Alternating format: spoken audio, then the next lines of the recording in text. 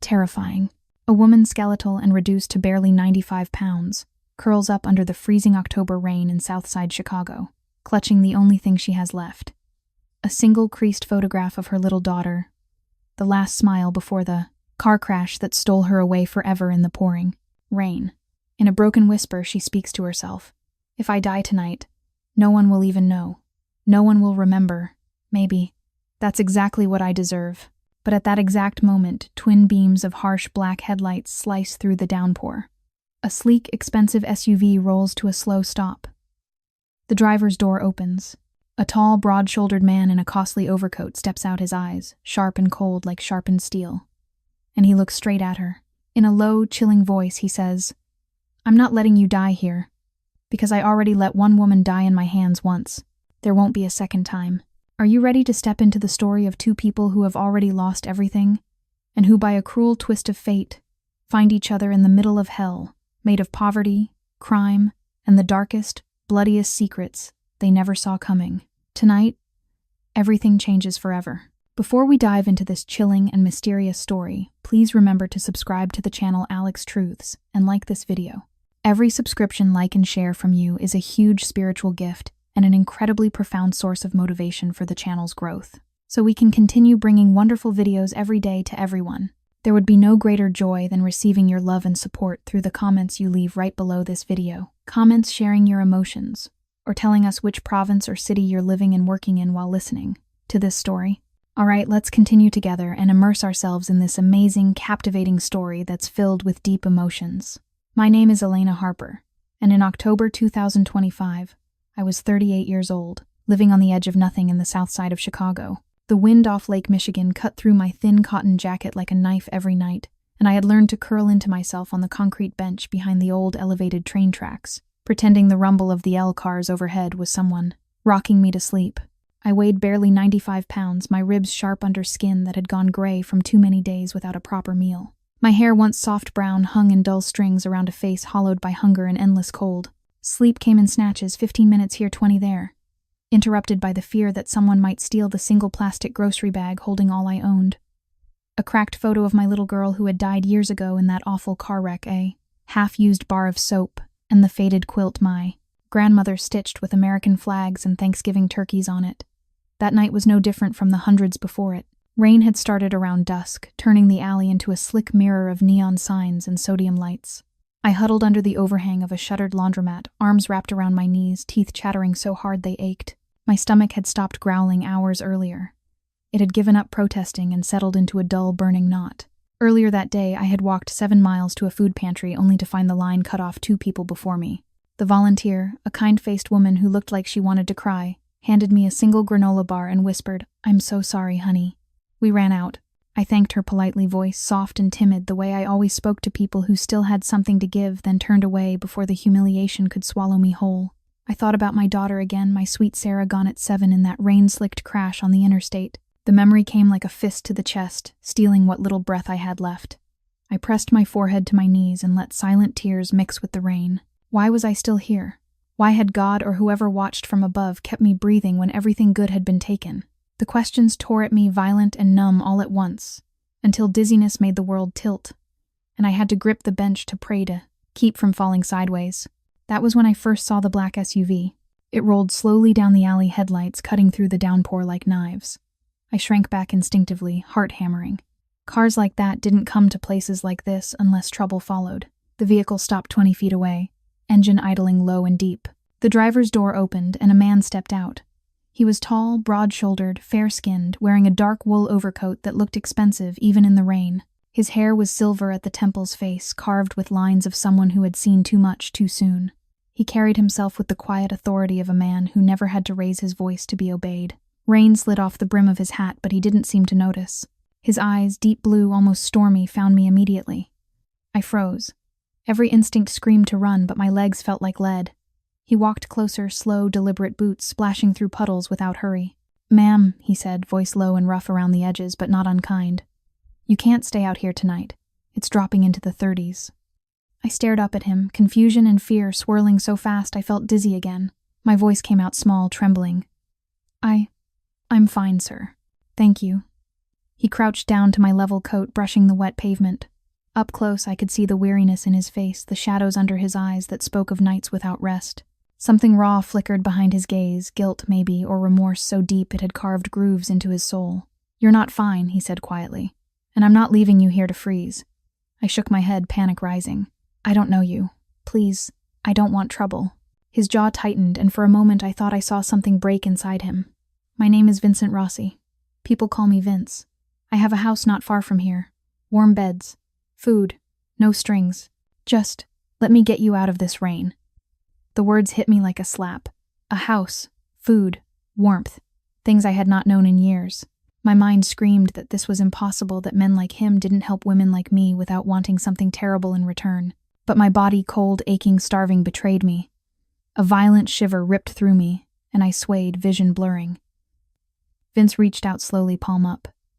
"I swear on my children's lives I won't hurt you." Children? The word pierced me. I looked into his eyes and saw it then, the same haunted look I carried every day. Loss. Regret.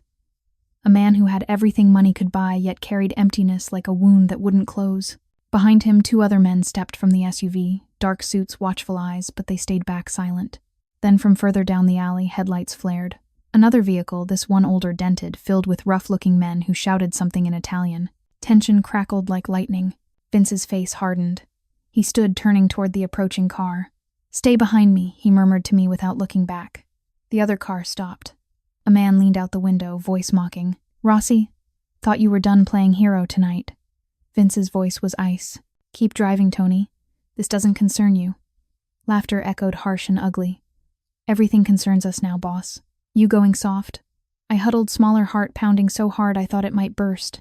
These were dangerous men, rival men, and I was caught between them like a leaf in a storm. Vince took one step forward. Last warning. The rival's car revved, tires spinning on wet asphalt. For a terrifying second, I thought they would charge. Then abruptly, they peeled away, tires screeching. Silence returned, broken only by the rain. Vince turned back to me, expression softer now, almost pleading. "Please, come with me, just for tonight." I stared at him, mind reeling. Horror, anxiety, disbelief crashed together until I felt numb. My voice cracked when I spoke. Why would you help someone like me?" He looked away for a long moment. Rain dripping from his jaw. When he spoke, his voice was thick with something raw. "Because 3 years ago, my wife walked out on me and our 4 boys. Left a note saying she couldn't live in this world anymore. Then 10 months ago, after giving birth to our twin girls, she died from complications. I've spent every day since wondering if I could have saved her, if I could have been better. I see you here freezing alone, and it's like seeing what I deserve. Let me do one thing right tonight." The confession hung between us, heavy and aching. Tears burned my eyes, not just for me, but for him. This powerful man, wealthy beyond anything I could imagine, carried guilt like chains. And somehow in that moment our brokenness felt connected. I nodded slowly, too exhausted to fight anymore. He helped me up gently, arms steady around my waist, when my knees buckled. The warmth of his coat against my thin frame was shocking, almost painful. He guided me to the SUV, opened the back door, and eased me inside. Heat blasted from the vents, wrapping around me like a blanket I had forgotten existed. As the door closed and the car pulled away, I glanced back at the bench, where I had spent so many nights. It looked smaller, already insignificant. Inside the vehicle, I sat rigid, hands clasped in my lap, heart racing with 1,000 conflicting emotions, fear, gratitude, suspicion, and something dangerously close to hope. Vince sat beside me, silent, staring out at the rain-streaked window. His profile was strong, but the lines around his mouth spoke of inner war. Neither of us spoke during the drive, but in the quiet something shifted. I felt it in my chest, a tiny, terrifying spark, and when he glanced at me, eyes fierce with an emotion I couldn't yet name, I knew he felt it too. The drive continued into the glittering heart of Chicago, toward a life I never dreamed possible, and toward a man whose heart, like mine, was already breaking open in ways neither of us could control. The mansion rose like something out of a dream I had never dared to dream. 3 stories of pale limestone glowing under discreet floodlights. Iron gates tall enough to shame cathedrals and windows that reflected the Chicago skyline like black mirrors. The SUV glided through the gates without slowing tires, whispering over smooth cobblestones instead of the cracked asphalt I knew so well. Inside, the warmth hit me first, real heat, not the weak puff from a laundromat vent. It wrapped around my shivering body like arms I had forgotten existed. I sat rigid on the butter-soft leather seat, hands knotted in my lap, afraid that if I moved too much, the luxury might shatter like glass. My clothes, damp sweatshirt, threadbare jeans, sneakers with soles worn to nothing, felt obscene against the polished interior. Vincent Rossi Vince did not speak during the drive. He stared straight ahead, jaw tight, fingers drumming once, twice, then stilling on the armrest. Every few seconds, his gaze flicked to me in the rearview mirror, quick and fierce, as though he needed to confirm I was still there. Each time our eyes met in that small rectangle of glass, something inside my chest lurched. Fear, gratitude, confusion, and something hotter, more dangerous, that I refused to name. When the car stopped under a covered portico, he opened my door before the driver could. He offered his hand again. This time I took it. His palm was warm, calloused in places that spoke of work done with purpose, not just wealth. My fingers trembled against his. "Easy," he murmured. "You're safe, safe." The word felt foreign on my tongue, like a language I had once spoken fluently and then forgotten. He led me through double doors into a foyer the size of the entire shelter I sometimes slept in. Marble floors gleamed under a chandelier that looked like frozen raindrops. A wide staircase curved upward. To the left, through an arched doorway, I glimpsed a living room with leather sofas deep enough to swallow a person whole. Everything smelled faintly of cedar and clean laundry, smells I had not known in years. A man in a dark suit, older, silver-haired posture, military straight, appeared from a side hallway. He looked at me, then at Vince's expression, carefully blank. "Mr. Whitmore," Vince said quietly. "This is Elena Harper. She'll be staying with us." Whitmore inclined his head. "Of course, sir. I'll prepare the guest suite on the second floor." "No," Vince said, sharper than he intended. He caught himself softened. "The room next to the nursery. The one with the lake view." Whitmore's brows lifted a fraction, the only sign of surprise. "Very good, sir." I stood there, swaying slightly, trying to process the words. A room, a view, for me. Vince turned to me. "You need food, a bath, sleep, whatever you need. It's yours." My throat closed. I managed a whisper. "Sir, Mr. Rossi, I can't pay for any of this." He looked at me, then really looked, and the rawness in his eyes stole my breath. "I'm not asking you to pay." The silence stretched thick and trembling. Then from upstairs, a child's cry, high, thin, exhausted, cut through the stillness. Another joined it. Twins, I realized. Infants. Vince's face changed in an instant. The powerful man vanished. A father appeared, haunted, helpless. He closed his eyes for one heartbeat, then opened them again, decision made. "Come with me," he said.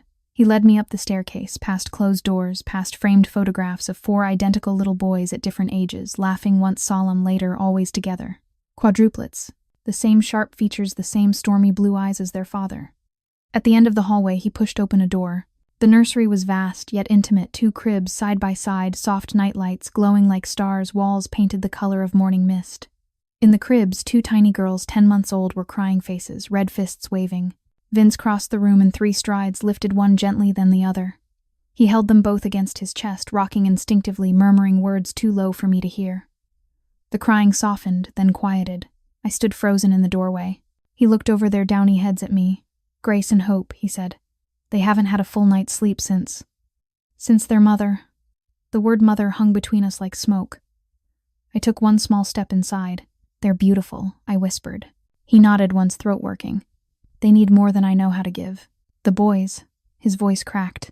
"The boys are 6 now. They're angry, wild. They've driven away 19 nannies in 8 months. Traps, screams, things broken on purpose. They think if they hurt people first, no one can hurt them by leaving." My heart twisted so hard I almost gasped aloud. "I don't have experience," I said, voice trembling. "I'm not trained. I've barely taken care of myself." "I know," he answered. "But you're still here. You didn't run when you saw me. You didn't run when Tony's crew pulled up. You're exhausted, half-starved, and you still looked at those babies like they mattered." Tears burned behind my eyes. "They do matter." He studied me for a long moment. Then quietly, "I need someone who understands what it feels like to lose everything and still get up the next day. I need someone who won't leave when it gets hard." The room became very still. Outside tires screeched on the street below, sharp, sudden. Vince's head snapped toward the window. He set the twins carefully back in their cribs, crossed to the glass, peered through the curtains. 2 black sedans idled at the curb. Men leaning against hoods, cigarettes glowing in the dark. He exhaled through his nose, a sound of pure exhaustion. "They never stop." "Who?" I asked, voice small. "People who think my family is a weakness they can use." He turned back to me. "I can keep you safe here. I can give you food, clothes, rest. But if you stay, if you even consider helping with my children, you'll see things. Hear things. I won't lie to you. My world is not clean. I swallowed. Fear rose like bile, but beneath it something else burned, something reckless, something alive for the first time in years. I have nothing left to lose, I said softly. His gaze darkened, fierce and unguarded. You have yourself, and that's more than you think. He stepped closer, not touching. Just close enough that I could smell rain on his coat cedar from the house, and the faint, clean scent of soap. Close enough that I could see the pulse beating hard in his throat. I don't know what this is, he said, voice rough. I don't know why the moment I saw you on that bench, something inside me cracked open. But it did, and I can't pretend it didn't. My knees went weak. I gripped the doorframe to stay upright. Dizziness swept over me, shock, confusion, a wild, burning hope that felt like pain. I'm nobody, I whispered. You're Elena, he answered, as though that were enough. And tonight that's everything. He reached out slowly, gave me time to pull away, and brushed a wet strand of hair from my cheek. His fingers lingered a heartbeat longer than necessary. Then he stepped back, jaw tight, fighting something inside himself I could almost feel. I'll have Whitmore show you to your room, he said. Food will be waiting. Sleep. Tomorrow we'll see what happens next. He turned to leave. Mr. Rossi, I called, voice trembling. He paused in the doorway. Thank you, I said, and then, softer, for seeing me. He looked back at me, eyes blazing with emotion he could no longer hide. Remorse longing a violent need to protect something fragile before it slipped away again. You're welcome, Elena, he said, almost a growl. More than you know. Then he was gone, footsteps fading down the hall. I stood alone in the nursery, listening to the twins' soft breathing, feeling the impossible warmth of the room seep into my bones. And in that quiet, condensed stillness, my heart tore itself open wider than it ever had before. Suspicion burning away, replaced by something fierce, passionate, terrifying. Love. Impossible, undeserved, consuming love. For a man I had known less than 1 hour. For a life I never thought I would touch. Here are images that capture the overwhelming contrast of that first night. The cold streets versus the warmth of the mansion, and the quiet intensity of two broken souls finding each other. And the shadowed street below where danger waited. Watching the night deepened. Somewhere far away a city kept moving. But here in this house that felt like both fortress and sanctuary, something had already begun to burn. Fierce, unstoppable, and terrifyingly real. Morning came too bright, too soft, too kind. Sunlight poured through curtains, the color of fresh cream touching my face like a hand I didn't deserve. I woke in a bed so wide I could have stretched my arms and still not found the edges, sheets, smelling of lavender and clean cotton things I had forgotten could exist. For one long disbelieving moment, I lay still, afraid that moving would break the spell and send me tumbling back to the concrete bench behind the elevated tracks. My body hurt in new ways, the ache of warmth after too many nights of cold, the dull throb of muscles that had forgotten how to relax. I was still so thin my wrists looked like bird bones under the sleeves of the soft gray sweatshirt someone Whitmore, I supposed, had laid out on the chair. My reflection in the full-length mirror across the room startled me. Hollow cheeks, shadowed eyes, hair tangled like old rope. I looked like someone who had been left behind by life itself. Downstairs, the house was quiet in the way only very large, very expensive places can be, thick carpets swallowing sound walls that seemed to breathe money. I moved through the hallway on bare feet, each step feeling like trespass. Voices drifted up from the kitchen, children's voices sharp and overlapping. I paused at the doorway. 4 6-year-old boys sat at a massive island identical. In every terrifying way, dark hair, stormy blue eyes, small jaws set in stubborn lines. Marco, Nico, Luca, Dante. They were beautiful and broken the way wild things are when they've been caged too long. Cereal bowls sat untouched. Milk pooled on the granite. One boy, Marco, I would learn, had his arms crossed, chin high, watching everything like a general surveying a battlefield. Vince stood at the stove back to me, broad shoulders, tense under a black sweater. He was flipping pancakes with mechanical precision, but his hands shook just once, just enough for me to notice. The moment he sensed me, he turned. Our eyes met across the wide kitchen, and the air between us caught fire. He looked at me the way a drowning man looks at shore, desperate, hungry, afraid it might disappear. I felt it in my bones, that same burning thing from last night, now brighter, more dangerous. Love. Impossible. Immediate. Consuming. I dropped my gaze, cheeks burning. "Good morning, sir," I whispered, voice small and polite, the way I always spoke to people who held power over me. "Elena," he said, and my name in his mouth sounded like a prayer. "You slept," I nodded, not trusting my voice. He gestured to a stool. "Sit.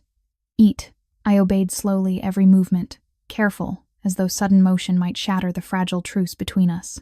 The boys watched me like wolves sizing up prey. Who's she? Nico asked, voice flat. Someone who's staying for a while, Vince answered. He set a plate in front of me, 3 golden pancakes, real maple syrup in a tiny glass pitcher, fresh strawberries sliced like jewels. I stared at the food. My stomach clenched so hard it hurt. I had not eaten anything warm in weeks. My hands shook as I picked up the fork. Marco leaned forward. You're not a nanny. No, I said softly. I'm not. Then why are you here? Luca challenged, eyes narrowed. I looked at Vince. He was watching me, something fierce and protective flashing across his face. Because your father asked me to come, I answered truthfully. And because I didn't have anywhere else. Dante snorted. Nobody stays. The words landed like stones in my chest. I understood them. I had been the one nobody stayed for. Vince's hand tightened on the spatula until his knuckles went white. Before anyone could speak again, the front gate buzzer sounded sharp, insistent. Whitmore appeared in the doorway. Sir, it's the Moretti crew. They're at the curb, insisting on a word. Vince's face darkened like storm clouds rolling in. He set the spatula down with careful control. Stay here, he told me quietly. All of you. He walked out. The boys went silent, listening. I heard the front door open, then voices low, tense-edged with threat. Curiosity and fear warred inside me. I slid off the stool, moved to the window above the sink, peered through the blinds. Vince stood on the front steps in the crisp October morning coat, open posture, calm but lethal. 3 men faced him, older, harder cigarettes dangling. One of them gestured sharply toward the house. I couldn't hear the words, but I felt the menace. My heart pounded so hard I grew dizzy. I gripped the counter to keep from swaying. One of the men laughed, harsh, mocking. Vince stepped closer. Whatever he said made the laughter die. The men backed away, got into their car, drove off. Vince stood there a long moment, shoulders rigid, staring after them. Then he turned, looked straight up at the window as though he knew I was watching. Our eyes locked again. Even from this distance I felt it, the violent pull, the tearing need, the terrifying certainty that something had already begun between us that neither of us could stop. He came back inside. The boys were quiet now, watching him with something close to awe. Vince looked at me. You okay? I nodded, though my knees felt liquid. He crossed to me, stopped just short of touching. They won't come near this house again, he said, voice low, almost a vow. I believed him. The boys exchanged glances. Marco spoke first, voice small for once. You gonna run like the others? I looked at each of them, really looked. Saw the fear behind the anger, the hurt behind the defiance. No, I said softly. I'm not going anywhere today. Nico narrowed his eyes. We'll see. Then, as if on cue, they moved. It started small. Luca accidentally knocked over his milk. Nico flicked cereal across the island. Dante slid his plate so hard it clattered to the floor. Marco watched, waiting for me to snap. I didn't. I knelt slowly, carefully, picked up the broken pieces of the plate. My hands shook, but I kept going. Vince started forward. I shook my head almost imperceptibly.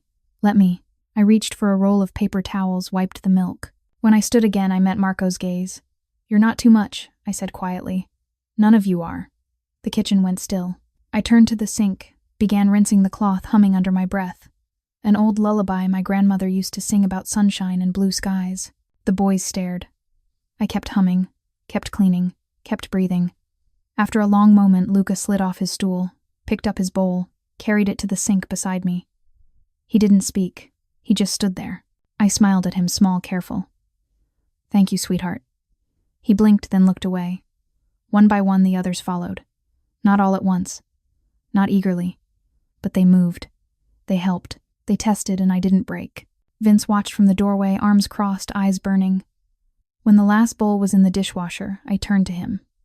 He looked at me like I had reached inside his chest and touched something he thought was dead. Elena, he said, voice rough. I waited. He took one step closer. You're staying. It wasn't a question. My heart tore wider, pain, joy, terror, love, all at once. Yes, I whispered. Outside, tires crunched on the gravel again, another car, another warning. Vince didn't even look. He just kept looking at me.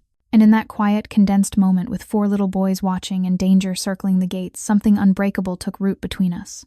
Fierce, passionate, burning. Here are selected images that capture the raw intensity of that first morning, the quiet test of trust in the kitchen, the shadowed threat at the gates, and the unspoken fire between 2 souls who had lost everything. The day had only begun, but already the house felt different, like a heart that had forgotten how to beat, was learning again, painfully, beautifully, one trembling breath at a time. The days that followed blurred into something soft and dangerous, like stepping onto thin ice and hearing it sing beneath your weight. Each morning I woke in that wide, clean bed, sunlight spilling across pillows that still smelled faintly of new fabric, and for the first few heartbeats I forgot where I was. Then memory rushed back, cold concrete, empty stomach, endless nights, and the contrast hit like a fist to the ribs.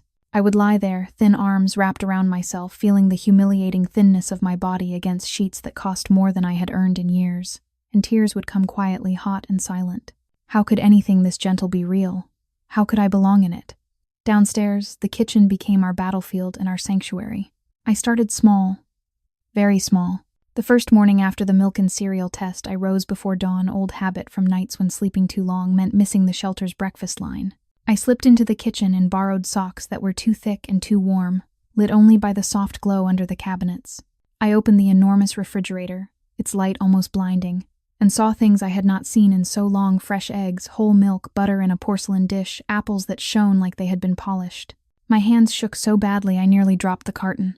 I made scrambled eggs the way my grandmother once did, slow, low heat, a little salt, a whisper of pepper. Nothing fancy. Just warm, just food that remembered kindness. When the boys came down, sleep rumpled, suspicious, still armored, they stopped in the doorway. Vince followed moments later, hair damp from the shower, sleeves rolled to his elbows. He froze when he saw me at the stove. "Elena," he said, voice rough with sleep and something deeper. "You don't have to, I want to," I answered softly. My voice stayed timid, polite, the way it always did when speaking to someone older, someone who held everything. "If that's all right." He looked at me for a long moment, eyes fierce, tormented, burning, and nodded once. I set 5 plates. Simple. 1 for each boy, 1 for him, 1 for me. The boys sat slowly, watching every move. I placed the eggs in front of them, then toast golden buttered cut into triangles the way children like. No one spoke at first. They ate in silence, forks, scraping glances darting. Marco pushed his plate away after 3 bites. "This isn't how the other ones did it." "I know," I said quietly. "I'm not the others." Nico narrowed his eyes. "You'll leave too." I met his gaze. "Not today," Dante whispered almost to himself. "Nobody stays." I reached across the island slowly, carefully, and touched the back of Luca's hand. Just once. Light as air. "I stayed through the cold," I said. "I can stay through breakfast." Vince watched from the doorway, arms crossed, jaw tight. I could see the war inside him, the gnawing remorse that he had failed his children, the violent need to protect them, the terrifying pull toward me that made his hands tremble when he thought no one noticed. After breakfast, I cleared the dishes myself. The boys lingered, curious despite themselves. Outside the tall windows, the city glittered. Lake Michigan, a steel blue line in the distance, skyscrapers rising like silent guardians. Inside the house breathed wealth crystal vases filled with fresh white roses, rugs, hand-knotted in patterns that cost more than most people earned in lifetimes, a grand piano in the next room that no one played, and me still wearing borrowed clothes, 2 sizes too big, ribs sharp under cotton hair tied back with one of my last rubber bands, moving through it all like a ghost who had wandered into paradise by mistake. That afternoon I found the boys in the backyard. The space was enormous, manicured, lawn, stone, patio, a grill big enough for a crowd, a garden bed, where someone had once planted herbs that had gone wild. The twins were in their double stroller, babbling softly, wrapped in blankets softer than anything I had ever owned. The quadruplets were testing me again. They had dragged the garden hose across the patio, rigged it to a bucket balanced on the doorframe. When I stepped outside carrying a tray of sliced apples, the bucket tipped. Water cascaded over me, cold, sudden, shocking. I gasped, staggered arms up instinctively. The tray clattered. Apples rolled across wet stone. The boys froze, waiting for anger, for shouting for proof that I would break and run. I stood there, drenched hair plastered to my face, borrowed sweatshirt clinging to my too thin frame. Then I laughed. It came out soft at first, surprised, then clearer, warmer. Real laughter. The kind I had not heard from my own throat in years. "Well," I said, shaking water from my sleeves. "I guess it's raining today." They stared stunned. I bent, picked up the apples one by one, rinsed them under the hose, set them on the dry edge of the table. "You planned that beautifully," I told them. "Very clever." Marco's arms dropped. "You're not mad I'm wet," I answered gently. "But not mad." Luca stepped forward, hesitant. We didn't mean to get you so wet." I smiled at him, small, careful. "I know." Vince appeared in the doorway, then faced thunder dark. He had seen the whole thing from the window. He crossed the patio in long strides, coat flapping. "Boys," I held up a hand. "It's all right." He stopped, looked at me drenched, shivering slightly but smiling. Something cracked in his expression, remorse, longing, a fierce, violent need to shield me from even this small hurt. His hands clenched at his sides. I stepped closer to him, water dripping from my hair. "They're learning I won't leave," I whispered. "Let them learn." He stared at me, eyes blazing. For a heartbeat, the world narrowed to just us. Rainwater on my skin, heat radiating from him, the pull between us so strong it hurt. Then tires crunched on the driveway, sharp, deliberate. Vince's head snapped toward the sound. 2 cars, sleek black, rolled to a stop just beyond the gates. Men stepped out. One carried a thick envelope. Another leaned against the hood, watching the house. Vince's voice dropped to ice. "Stay here." He walked toward the gate, shoulders rigid. I watched from the patio, heart pounding. The boys clustered closer to me, instinct, not choice. Through the iron bars, voices carried low, tense. "You're late on the payment, Rossi. I told you last week. It's handled." "Not good enough. We're not waiting anymore." Vince stepped closer to the bars. "Tell your boss if he wants to discuss business, he comes himself. Not errand boys." Silence. Then laughter, cold, mocking. The men got back in their cars. Engines roared. They left. Vince stood there a long moment, fists clenched. When he returned, his face was a storm. The boys shrank back. He looked at me, wet, shivering, surrounded by his children, and something in him seemed to fracture. "Elena," he said, voice raw. "I'm sorry you saw that." I shook my head. "I'm still here." He crossed to me in 2 strides, took off his coat, draped it over my shoulders. The wool was warm, heavy, smelling of him, cedar rain power. His hands lingered on my arms, steadying me when I swayed. Our eyes met close, burning. "I don't deserve this," he whispered. "I don't deserve you staying." My voice cracked. "Maybe I don't deserve leaving." He pulled me closer, slow, careful, until my forehead rested against his chest. His heart hammered under my ear, fast and fierce. The boys watched, silent. In that quiet, condensed stillness, water still dripping from my hair, his coat swallowing me, whole danger circling outside the gates, love tore through us both. Violent, passionate, unstoppable. Here are images that capture the fragile, beautiful moments of that day. The backyard ritual of trust, the cold shock of the prank turned gentle, and the fierce, protective silence between 2 people, to learning to hold on. The afternoon sun dipped. Lower. The twins cooed softly in their stroller. The boys began, one by one, to pick up the fallen apples. And somewhere deep inside me, the last walls of suspicion crumbled, leaving only fire. Only him. 3 days had passed since the water bucket, 3 days that felt like a lifetime stretched across the thinnest thread of hope. My body still remembered every cold night on the south side, how the wind would find the gaps in my thin jacket, how hunger carved hollows under my ribs, until even breathing hurt, how sleep came in stolen minutes, interrupted by the fear that someone might take the last thing I owned that faded. Photograph of Sarah smiling in her little red coat. I carried those memories in my bones like stones. And every morning in Vince Rossi's mansion, they clashed violently against the reality of heated floors, clean towels, folded like gifts and food, that appeared without me having to beg or stand, in line for hours. I was still so thin the borrowed clothes hung on me like flags of surrender. My wrists looked fragile enough to snap. Yet each day the house wrapped itself a little tighter around me. Soft blankets, warm lights, the faint scent of cedar and roses, and my heart tore wider with every gentle touch of comfort. I did not feel I had earned. That 3rd evening arrived quietly, the October sky over Chicago turning the color of bruised plums. I had spent the afternoon in the nursery with Grace and Hope, rocking them in the wide glider chair until their tiny fists unclenched and their breathing evened. The twins had begun to recognize my voice. When I hummed "You Are My Sunshine," their dark lashes would flutter, and something inside me cracked open, painful, beautiful, terrifying. I had promised myself I would leave before the boys could break me, yet here I was, still breathing the same air as them, still feeling the pull of 4 small wounded hearts, and 1 large tormented man who looked at me like I was the only light left in his world. I prepared dinner myself that night, nothing extravagant, just what felt like home to me. Meatloaf made with ground beef and oats, the way my grandmother taught me mashed potatoes. Whipped with real butter.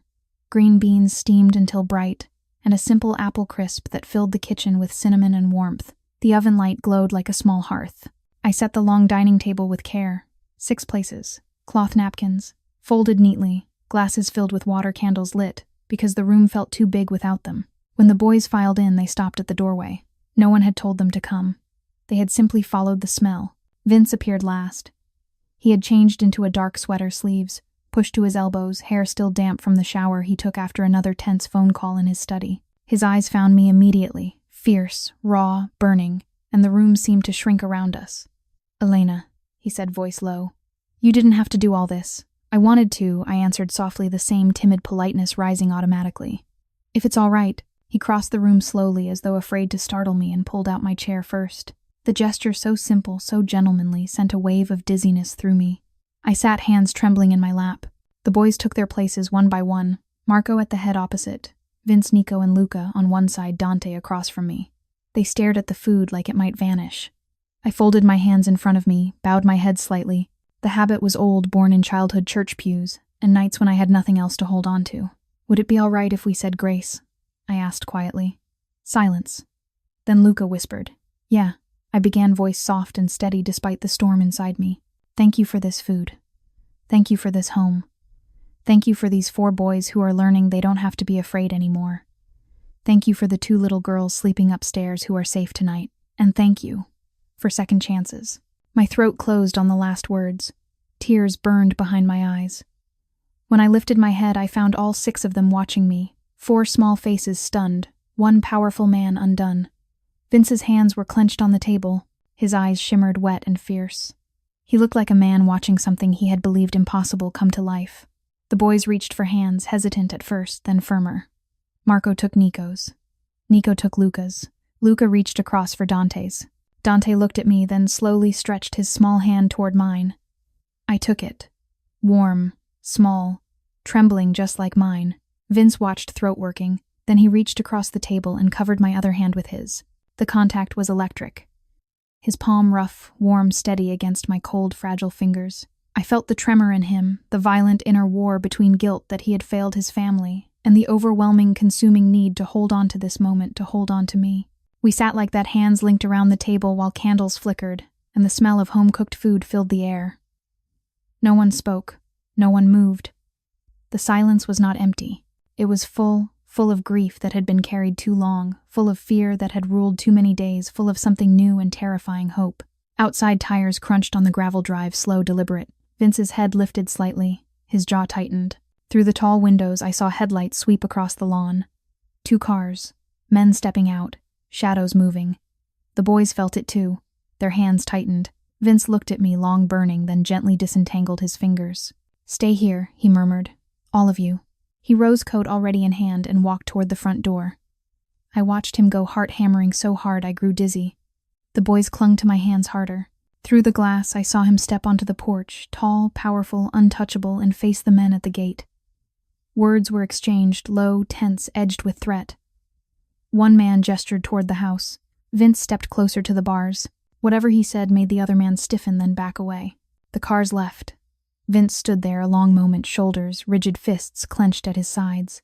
When he returned, the room was still exactly as he had left it, hands linked, candles burning, dinner untouched. He walked to his chair, sat slowly. His eyes found mine across the table. "Elena," he said, voice rough with emotion. He could no longer hide. "You stayed." Tears slipped down my cheeks, quiet, unstoppable. "I stayed," I whispered. Marco spoke, then voice small. We're holding hands." Vince looked at his sons, then back at me. Something inside him shattered remorse, guilt, the weight of every failure, then began to mend in the same breath.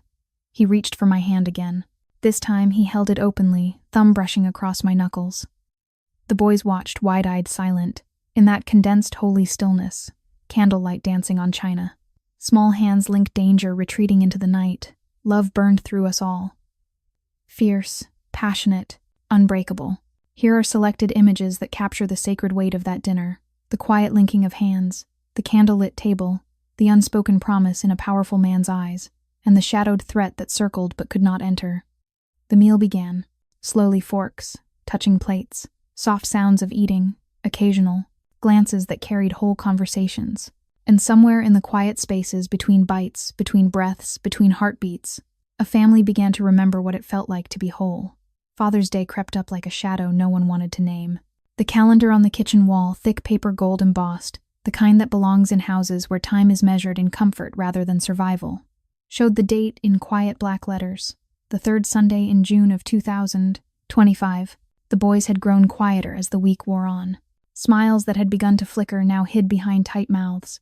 Laughter that had started to echo in hallways turned thin and brittle. I felt the shift in my own chest, a tightening, a familiar ache that whispered loss is coming again. I understood. I had lived with the ghost of every holiday that reminded me Sarah was gone. Mother's Day had been the cruelest. The streets full of flowers and cards while I sat on my bench with nothing but wind, and the photograph in my pocket growing creased from too many touches. Now I watched 4 little boys carry the same invisible weight, and my heart tore wider each time one of them looked away when Vince entered the room. That Saturday night, the house felt too still. The twins were asleep early, their soft breaths the only sound in the nursery monitor. I had stayed up folding laundry in the small sitting room off the kitchen.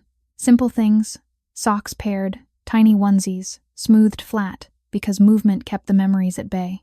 My hands were still calloused from years of scraping by, nails bitten, short skin rough, despite the lotion Vince had quietly left on my dresser. I was still so thin the borrowed robe slipped off one shoulder when I moved. The first crash came from upstairs. I froze, then another something heavy hitting wood, footsteps running, a child's shout angry raw. I dropped the laundry basket and hurried up the staircase, heart hammering so hard I felt dizzy. The hallway lights were dim, casting long shadows. Marco's door stood open. Inside, chaos. The boys had torn through my small room, the guest suite next to the nursery that Vince had insisted I keep. My few possessions, borrowed clothes, the single plastic bag I had carried from the alley lay scattered. But worse, my grandmother's quilt, the one with faded American flags and Thanksgiving turkeys stitched in careful, loving rows, had been ripped down the middle. Pages from the little photo album, my only pictures of Sarah, were strewn across the floor like fallen leaves. The boys stood in the center of the wreckage, breathing hard. Marco's face was streaked with tears. He refused to acknowledge. Nico's fists were clenched, knuckles white. Luca rocked slightly, eyes wide with something between terror and defiance. Dante clutched a torn corner of the quilt, trembling. They saw me. For one long heartbeat, no one moved. Then Marco shouted, voice cracking, "You'll leave, just like she did. Everyone leaves." The words hit me like cold wind off the lake, sharp, familiar, cutting straight to the hollow places I had carried for years. I felt my knees buckle. I caught the doorframe, breath shallow. Nico stepped forward, voice shaking. "We're bad. That's why she left. That's why you will too." I looked at them, really looked, and saw myself reflected back, small, hurting, convinced the world proved their worthlessness every day. My throat closed so tight I could barely speak. I walked into the room slowly, carefully, and sank to the floor amid the torn fabric and scattered photographs. I did not yell. I did not cry out. I simply sat. Then the tears came quiet, unstoppable, sliding down my cheeks to drip onto the ruined quilt. "You're right to be angry," I whispered. "You're right not to trust. It hurts when people leave. It hurts so much you think you'll never breathe right again." Marco's legs gave out. He sank to his knees. I opened my arms. He crawled forward, hesitant, then desperate, and buried his face against my shoulder. The others followed, Luca first, then Nico, then Dante, until all 4 were pressed against me, small bodies shaking with sobs that had waited years to be released. I held them, all of them, whispering over and over, "It's not your fault. None of it was ever your fault." From the doorway, Vince watched. He had come silently, coat still on, from a late meeting, face pale in the dim light. When our eyes met over the boys' heads, I saw everything he could not say. Guilt that he had not protected them better, remorse that he had built walls instead of bridges, terror that he might lose this fragile new beginning. He sank to his knees just outside the circle. The room grew very quiet, except for soft crying. After a long time, the boys grew still, exhausted. I began gathering the pieces gently, carefully torn pages, ripped fabric. As I reached for the photo album, a yellowed envelope slipped free, old edges frayed. I stared at it. My mother's handwriting on the front, "For Elena when you're ready." I had never opened it. It had been tucked inside the album since the day she died. My fingers trembled as I broke the seal. Inside was a single sheet of paper and a faded photograph. The photograph showed 2 little girls, maybe 4 years old, standing in a summer backyard, arms around each other. One was me. The other, I knew her face. It was Vince's late wife. The letter was short. "Elena, sweetheart, your half-sister, Catherine, never knew about you. I was young, scared, and I gave her up before I met your father. I kept you, but I never told either of you the truth. Forgive me. She has your eyes. Love her if you can. She needs it more than she knows." The paper slipped from my fingers. I looked up at Vince. He had seen it too. His face drained of color. "Elena." His voice broke. The boys lifted their heads, confused. I stared at him, shock, confusion, numbness crashing through me in waves so violent I swayed. The woman who had walked away from these boys, who had borne these children, who had died bringing the twins into the world, was my half-sister. Blood. Hidden blood. I felt the world tilt. Vince reached for me, slow, careful, and caught my arms before I fell. "Elena," he whispered, voice thick. I didn't know. Tears streamed down my face. I didn't either. He pulled me close, careful of the boys still clinging to us both, and pressed his forehead to mine. "I'm sorry," he said. "For everything she did. For everything you lost. For everything I couldn't fix." I shook my head against his chest. "It wasn't your fault." But the words felt hollow, because in that moment everything hurt more. My poverty, my losses, the unfairness of a life that had taken Sarah, taken my mother, taken years of warmth and safety, and now laid this impossible connection at my feet. Vince held me tighter. The boys watched, silent, stunned. Outside, tires screeched faintly, another car, another shadow circling the house.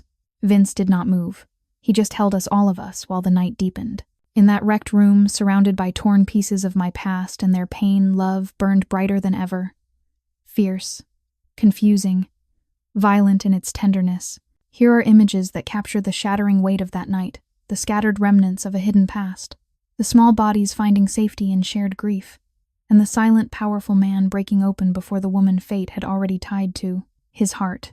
The candles in the hallway had burned low, and in the stillness something new began to mend, not perfectly, not easily, but with the stubborn, burning will to try. The days after the discovery, in the torn album, passed, like walking through fog, thick, disorienting, every step uncertain.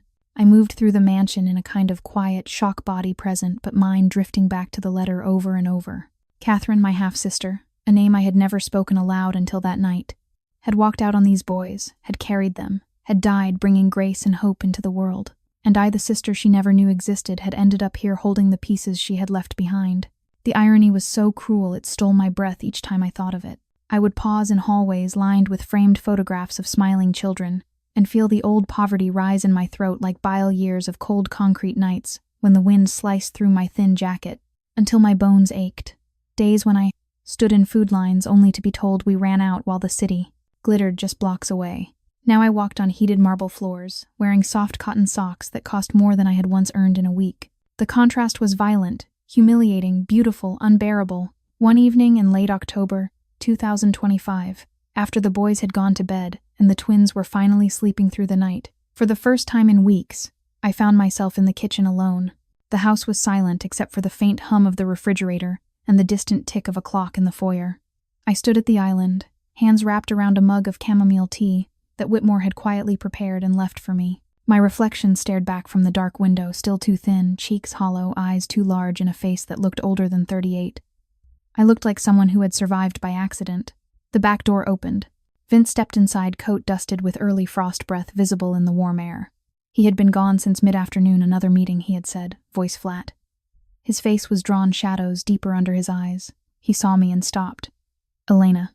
I set the mug down carefully. "You're home." He closed the door behind him, locked it, then crossed the room in slow steps. When he reached me, he did not speak at first.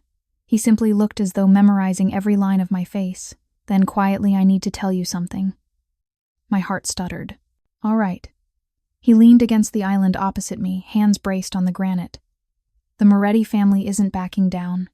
They want control of the unions, the construction contracts, everything I've built. Tonight, they made it clear if I don't step aside, they'll take what matters most." His gaze flicked toward the ceiling, toward the sleeping children. "They mentioned the house, the boys, the twins." He swallowed. "And now you." Fear rose sharp in my throat. "Me. They know you're here. They know you matter."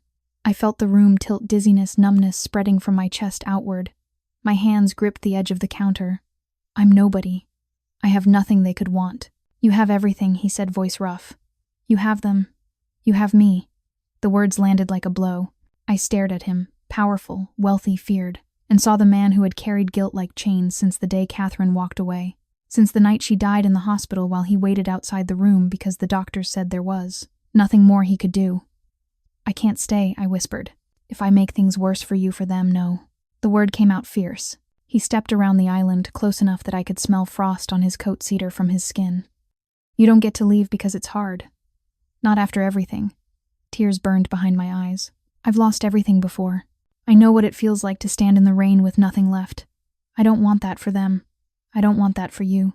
He reached out slow, careful, and cupped my face with both hands. His palms were warm against my cold cheeks. I've spent years building walls, he said, voice cracking. Money, power, fear. I thought it would protect them. I thought it would protect me from feeling anything again. Then you walked out of that alley, half frozen, half starved, carrying more pain than anyone should, and the walls cracked. Just like that. I looked at you and felt something I hadn't felt since before Catherine left alive. Terrified. In love. The confession tore through me, violent, consuming, impossible. I shook my head, tears spilling. I'm nothing. I'm nobody. I've slept on benches, eaten from trash cans. When the shelters were full, stood in lines for hours only to be turned away. I'm still so thin I can count my ribs in the mirror. I don't belong here. You belong here more than anyone ever has, he answered, thumbs brushing away my tears. Because you stayed when everything in you screamed to run. Because you held my sons when they broke your things and didn't run. Because you looked at my daughters like they were miracles. Because you're looking at me now like I'm worth saving. I swayed. He caught me, arms wrapping around me, strong and steady. I don't know how to do this, I whispered against his chest. I don't know how to be loved by someone who has everything when I've had nothing. You don't have to know, he murmured. Just stay. Let me show you. Outside, headlights swept across the windows, sharp, sudden. Vince tensed. He released me gently, stepped to the glass, peered through the blinds. 2 cars again. Same men. One held a phone to his ear, gesturing toward the house. Vince's face hardened. They're testing me, seeing how far I'll bend. He turned back to me. I could end this tonight. 1 call, 1 decision. But it would mean going back to the man I was before you, cold, ruthless, alone. My heart pounded so hard I felt it in my throat. What do you want? He looked at me, long burning. I want the life I see when I look at you. The one where my children laugh. Where grace and hope sleep through the night. Where I come home and you're here. Where I don't have to choose between protecting my family and destroying myself. Tears streamed down my face. Then choose that. He crossed to me again, took my hands, pressed them to his chest so I could feel the wild beat of his heart. I'm choosing, he said. Right now, I'm choosing you. He leaned down slow, giving me every chance to pull away, and kissed me. It was gentle at first, tentative, reverent. Then it deepened, fierce, desperate, all the years of grief and loneliness pouring out in one burning moment. I kissed him back, clumsy, hungry, terrified hands fisting in his coat, tears mixing between us. When we broke apart, both breathing hard, he rested his forehead against mine. I'm going to fight for this, he whispered. For us. For them. Not with blood, with everything else I have. Outside, the cars idled a moment longer, then pulled away, slow, reluctant. The house settled into quiet again. Vince held me close, arms strong around my thin frame, and in that condensed stillness, tea forgotten on the counter, frost melting on the windows, danger retreating for one more night, love burned brighter than fear, passionate, unstoppable. Here are selected images that capture the raw, aching beauty of that night. The quiet kitchen confession, the first desperate kiss between 2 people who had lost everything, and the shadowed cars that circled but could not break them. October night deepened, and somewhere in the silence between heartbeats, 2 broken souls began to believe painfully, fiercely, that love might be strong enough to win after all. Please read and summarize this story and clearly analyze it into 9 separate parts that are logically connected. Analyze the story for me from the following aspects: how many main characters there are, how many supporting characters there are, what the overall motif of the story is, how many unexpected twists the story contains, and how the plot develops. Then recreate the story into a new plot that also consists of 9 main story parts, based on the original storyline with the setting in a city or state in the United States. All characters are 100% American, by origin living and working successfully in the United States. Any objects or cultural keepsakes involved should be appropriate and commonly associated with Americans. Keep the original motif of the story. Change the main character's profession, but ensure it remains a common profession in the United States and suitable for the story's setting. Add 2 additional twists to give the story more momentum, emotional depth, and humanistic value. The new plot must be based on the original motif.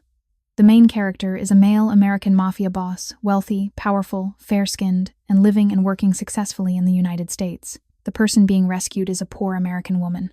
Add 2 more babies who are the mafia boss's children into the newly reimagined storyline to increase its appeal and intensify the dramatic complexity of the new version.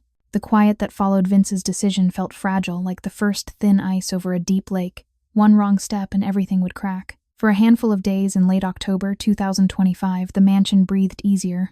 The boys laughed more freely at the breakfast table. The twins slept longer, stretches their small chests, rising and falling in peaceful rhythm. I moved through the rooms with a lightness I had forgotten was possible. Still too thin, still haunted by the memory of empty pockets and colder nights, but beginning to believe that maybe love could rewrite the ending of a story that had once seemed finished. Then betrayal came not from the street, not from the Moretti crew who had retreated after Vince walked away, but from inside.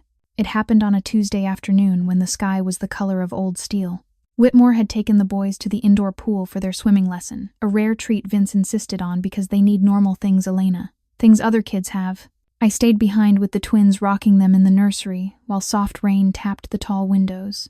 The house felt safe, wrapped in its layers of wealth, thick walls, silent alarms, security cameras that blinked like watchful eyes. The first sign was the sudden silence. The monitor that piped the pool sounds into the nursery went quiet. Too quiet. I frowned, adjusted the volume. Nothing. Then the lights flickered, once brief, almost innocent. My stomach dropped. I stood, heart already racing, and carried Grace in one arm, Hope in the other. Their small heads rested against my shoulders as I hurried down the hallway. The corridor was empty. No Whitmore. No staff. No sound. I reached the top of the staircase and froze. At the bottom, two men I had never seen before stood in the foyer, dark jackets, calm faces, hands loose at their sides. One held a phone. The other glanced up and met my eyes. They did not smile. Panic exploded through me, sharp, blinding. My knees buckled. I clutched the twins tighter, backing away. A third man appeared from the side hallway, someone I recognized, one of Vince's own drivers, the quiet man who had driven us downtown that night in the warehouse lot. His face was blank, almost apologetic. "Miss Harper," he said softly, "please don't scream. We don't want to hurt the babies." Horror clawed up my throat. I felt dizzy, the world tilting. The twins stirred, sensing my fear, small whimpers starting. I backed toward the nursery door. "Where are the boys?" "Safe," the driver said. "For now." The lie was so obvious it burned. I turned and ran awkward, stumbling twins heavy in my arms. My legs felt like water. I made it to the nursery, kicked the door shut behind me, locked it with shaking fingers. The room was too big, too exposed, tall windows, soft rugs, cribs that suddenly looked like cages. I sank to the floor in the corner, pressing the twins against my chest, rocking them instinctively, while tears streamed down my face. Outside the door, footsteps. Voices low, calm. Then the knob rattled. I closed my eyes, whispered the only prayer I still remembered from childhood. Minutes passed. Hours. Time lost meaning. Then gunshots. Not many. 3. Sharp. Deliberate. Silence again. Footsteps different now. Faster. Heavier.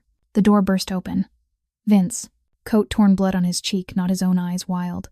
He saw me in the corner, twins in my arms, and something inside him shattered. "Elena." He crossed the room in 3 strides, dropped to his knees, pulled us all against him, hard, desperate, trembling. "They took the boys," he said against my hair. "My own driver. He sold us out, led them right in." I couldn't speak, only sob, quiet, broken sounds. He cupped my face, thumbs wiping tears. "I'm getting them back. I swear it." The warehouse district again. Same stretch of riverfront, same chain-link fences, same sodium lights buzzing like dying insects.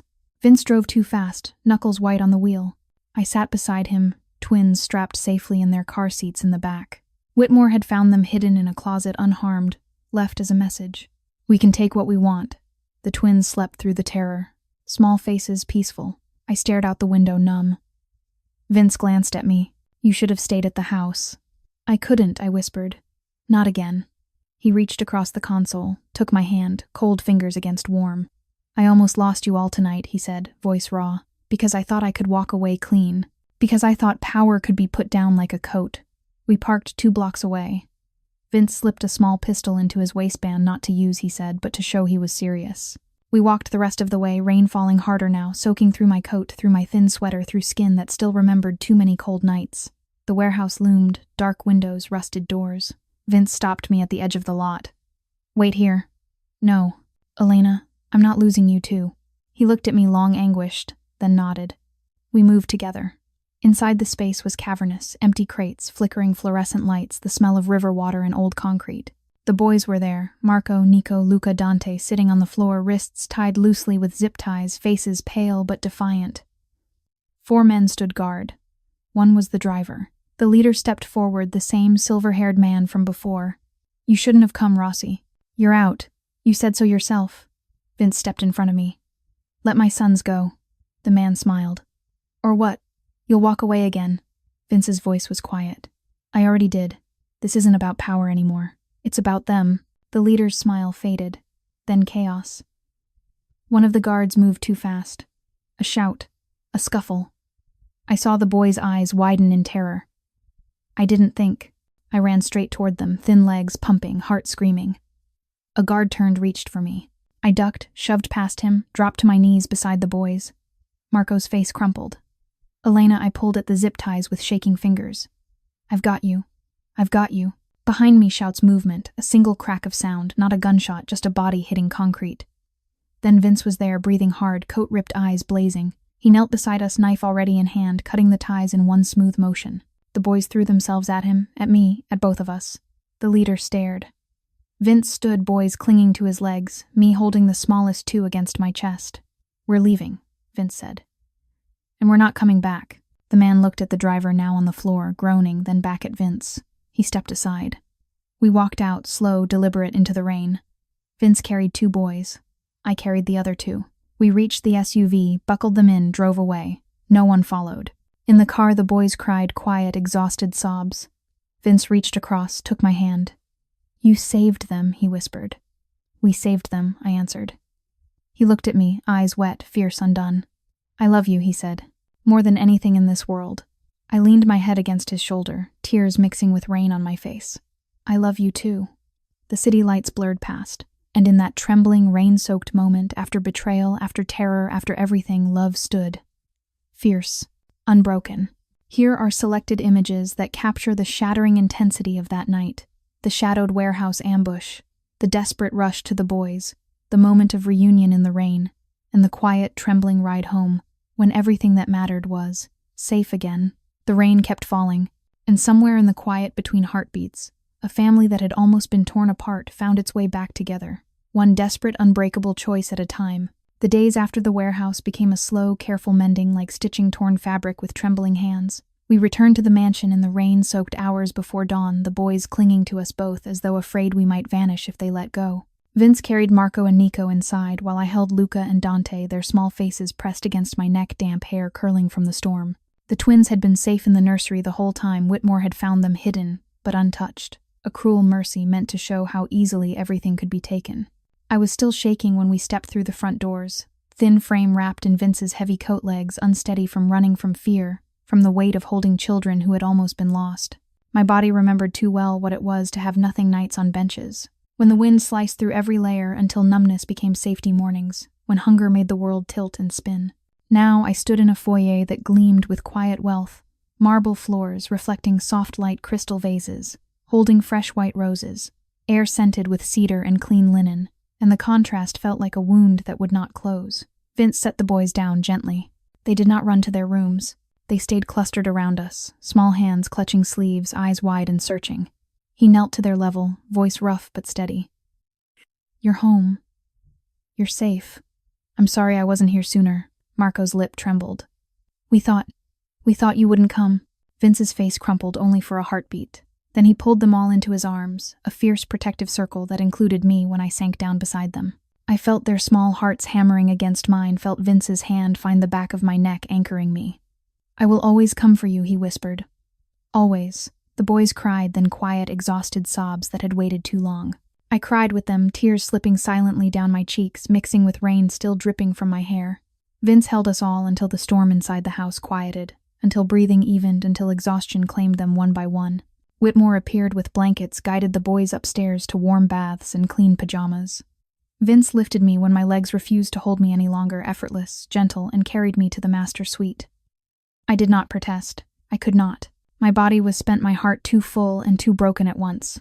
He set me on the edge of the enormous bed sheets, soft as clouds, pillows that smelled faintly of him, and knelt to remove my soaked shoes. His hands were careful, reverent, as though I might shatter. You're freezing, he said, voice thick. I've been colder, I whispered. He looked up, eyes fierce, wet, undone. Never again. He wrapped me in a thick robe, cashmere again, impossibly soft, then sat beside me, pulling me into his lap. I curled against his chest, listening to the strong, steady beat of his heart. I almost lost you tonight, he said again, quieter this time. All of you. I pressed my palm over his heart. But you didn't. He buried his face in my hair. Because of you. You ran toward them, toward danger when everything in you should have run away. You protected them when I couldn't. I couldn't leave them. I answered softly. I couldn't leave you. Silence stretched warm, heavy healing. Then he lifted my chin, looked into my eyes, long searching. I love you, Elena, he said. Not because you saved them. Not because you stayed. I love you because the first time I saw you half frozen, half starved, carrying more pain than any person should, I felt something wake up inside me that I thought was dead. I love you because you see me not the power, not the money, not the past. You see the man who failed his family and still chose to try again. Tears slipped down my cheeks. I love you too. So much it hurts. I never thought I could be loved not like this. Not by someone who has everything when I've had nothing. He kissed me, then slow, deep, consuming. It was different from the desperate kiss in the rain. This was deliberate, reverent, a promise sealed in quiet. When we parted, both breathing hard, he rested his forehead against mine. Marry me, he whispered. I froze, shock, joy, terror crashing together. Vince, I don't want to wait. I don't want another day where you're not mine forever. Where my children don't know you're theirs forever. Where I wake up afraid you'll disappear like everything else good in my life. My hands trembled against his chest. I'm still so broken, so thin, so scared. You're perfect, he said fiercely. You're everything. He reached into his pocket, slow, careful, and pulled out a small velvet box. Inside was a ring, simple gold band, 5 small stones set in a gentle curve, 1 for each child, 1 for me. He took my left hand, cold, thin, trembling, and slid the ring onto my finger. Say yes, he whispered. Tears blurred my vision. Yes. He kissed me again this time. Fierce, hungry, all the years of grief and loneliness pouring out in one burning wave. I kissed him back, clumsy at first, then desperate hands fisting in his shirt, pulling him closer. We fell back onto the bed, careful, reverent clothes shed slowly, like peeling away every layer of pain we had carried alone. It was not rushed. It was not frantic. It was worship. Every touch, every breath, every whispered name was a vow. I choose you. I stay. I love you beyond reason. When we finally stilled, bodies tangled, hearts racing the room, quiet except for rain against the windows, Vince held me close, fingers tracing the line of my spine. I'm going to spend the rest of my life making sure you never feel cold again, he murmured. I pressed a kiss to his chest. You already have. Morning came soft and golden. The boys found us in the kitchen, Vince at the stove making pancakes, me setting plates, the ring catching light on my finger. Marco saw it first. Is that... Vince turned, smiled small, real, the first true smile I had seen without shadows behind it. She said yes. The boys stared, then erupted. They ran to us, hugging, laughing, crying all at once. Luca climbed into my lap. Dante wrapped his arms around my waist. Nico and Marco stood beside Vince, looking up at him with something new trust. Vince pulled me close, arm around my shoulders, and looked at his sons, our sons. We're a family, he said quietly. Forever. Outside, the city moved on, cars, lights, life, but inside these walls something unbreakable had taken root. Here are selected images that capture the sacred weight of that healing morning. The quiet kitchen proposal. The ring. Catching dawn light on a once empty hand. The moment 4 boys realized they were safe forever. And the fierce tender. The embrace of 2 people who had chosen love over everything else. The October sun rose higher. And in the stillness between laughter and pancakes, between heartbeats and promises, a new story began, one written not in power or money, but in stubborn, burning, chosen love. 1 year had passed since that rain-soaked night when Vince carried our sons out of the warehouse and back into the light.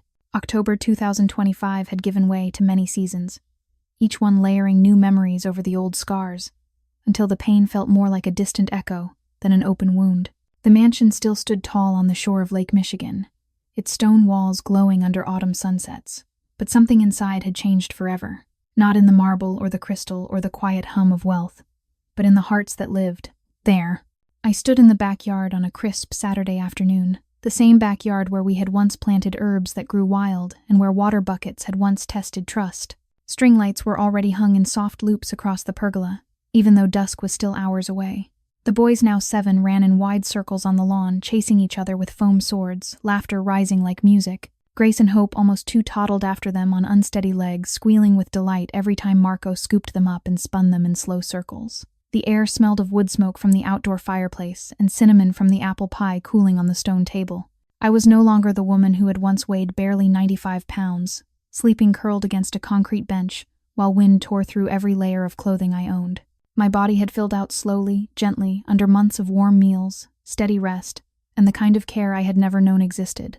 Yet even now, when I caught my reflection in the tall glass doors, I sometimes saw the ghost of that hollow-cheeked woman staring back, reminding me how thin hunger can make a person, how cold nights can steal sleep until exhaustion becomes a second skin, how humiliating it feels to stand in lines for food only to be told there is none left. Vince stepped out onto the patio behind me, carrying a tray of mugs filled with hot cocoa. He set it down carefully, then came to stand beside me, arms sliding around my waist. His touch was familiar now, strong, grounding, always careful of the places I had once been most fragile. "They're happy," he said quietly, watching the children. "They are," I answered, voice soft. "We all are." He turned me gently to face him. His eyes, still stormy blue, still carrying the weight of every choice he had ever made, searched mine. "I never thought I'd have this," he said. "A house full of laughter. A woman who looks at me like I'm worth forgiving. Children who run to me instead of away." I reached up, brushed my thumb across the faint scar on his cheek from that final night. "You gave it to yourself the moment you chose us over everything else." He leaned down, kissed me, slow, deep, the way he always did when the world felt too big and too small at the same time. When we parted, he rested his forehead against mine. "I still wake up some nights," he whispered, "thinking I don't deserve this. That one day you'll see the man I used to be, the one who thought power could fill the holes. Catherine left and you'll walk away." I shook my head. "I see all of you. The man who built an empire and the man who tore it down for the people he loves. That's why I stay." Behind us, the boys called out something about a new game they invented. Vince smiled, small, real, the smile that had once been so rare. "Come on," he said. "They're waiting." We spent the afternoon together, laughing, running, falling into piles of leaves the boys had raked into mountains. When the sun dipped low, we gathered around the outdoor fireplace. Vince pulled out his guitar, something he had not touched in years, and played soft chords while the children sang along, voices high and off-key and perfect. Later, when the twins were asleep in their stroller and the quadruplets sprawled on blankets staring at the emerging stars, Vince pulled me onto the swing beside him. "I have something for you," he said quietly. He reached into his pocket and handed me a small envelope. Inside was a single photograph, old edges worn. A little girl in a red coat smiling at the camera. "Sarah." "How?" My voice broke.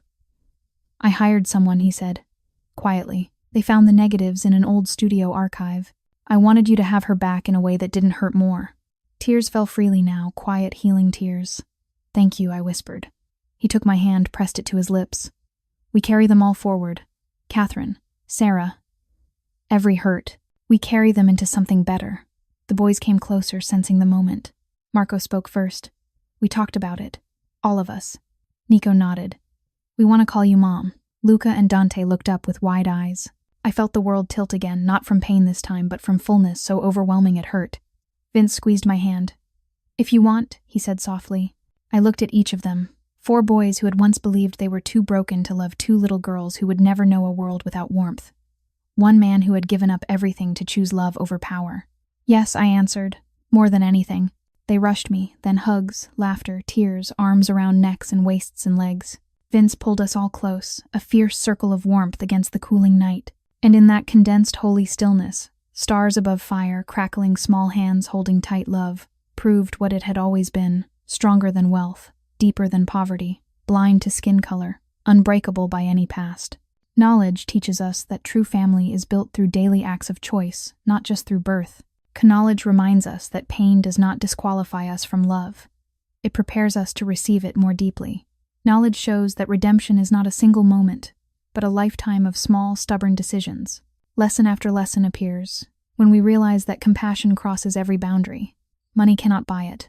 Poverty cannot erase it. Lesson upon lesson arrives when we understand that love sees the heart first always. Education in living comes from choosing kindness, even when fear screams otherwise. Education in humanity teaches us to hold space for every wound, including our own. Education in grace arrives when we forgive ourselves as freely as we forgive others. To everyone watching this video, I wish you good health, a joyful life, and daily peace that settles deep into your soul. Please don't forget to subscribe to the channel Alex Truths so you never miss any of these heartfelt stories. Like this video if it touched you, and share it with someone who needs to remember that love can heal anything. Now tell me in the comments below, how did this story make you feel? Does it connect to anything in your real life? I read every single comment and I truly want to hear the emotions from deep within your hearts. Thank you for being here with me today. Goodbye for now, and I promise I'll see you again in the next video. Disclaimer: All stories on this channel are fictional and created solely for entertainment purposes. Any resemblance to real people, events, or places is purely coincidental.